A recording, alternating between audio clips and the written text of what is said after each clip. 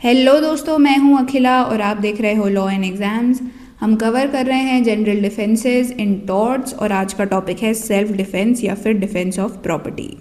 Self defence और private defence जहां भी लिखा हुआ है उन दोनों का सेम ही मतलब है, ठीक है। देखो, सेल्फ डिफेंस या फिर private defence is the right of a person to protect their body और property against imminent and unlawful attack using reasonable force.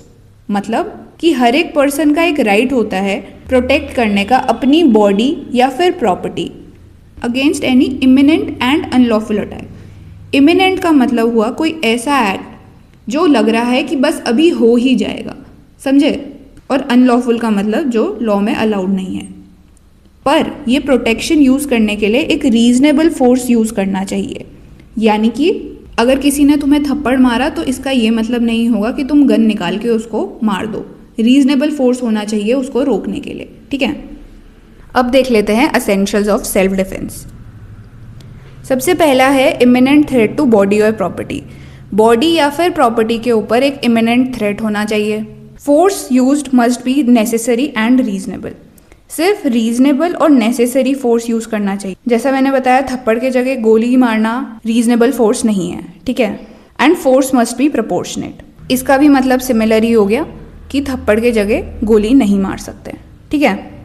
And defence ends once danger ends. इसका मतलब हुआ जैसे ही वो इमिनेंट थ्रेट ओवर हो जाता है तो फिर आप डिफेंस यूज नहीं कर सकते हो, सेल्फ डिफेंस यूज नहीं कर सकते हो।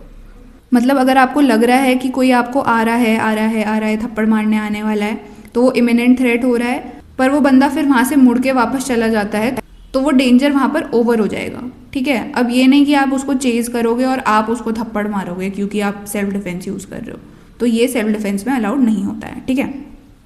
केस से समझो, बर्ड वर्सेस होलब्रुक, ये हमने पिछले लेक्चर में भी करा था।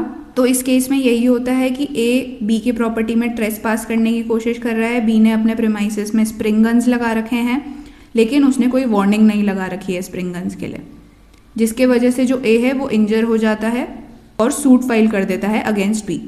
कोर्ट में हेल्ड किया जाता है कि जो ए है प्लेंटिव, वो लायबल होगा कॉम्पनसेशन के लिए, क्योंकि जो बी ने सेल्फ डिफेंस में यूज किया था फोर्स, वो एक्सेसिव था और अननेसेसरी था, ठीक है। मतलब इतना रिक्वायर्ड नहीं था फोर्स कि जस्ट किसी ने उसके प्रॉपर्टी में एंटर करा तो उसने स्प्रिंग गन्स लगा रखे हैं ताकि वो अपना सेल्फ डिफेंस कर सके।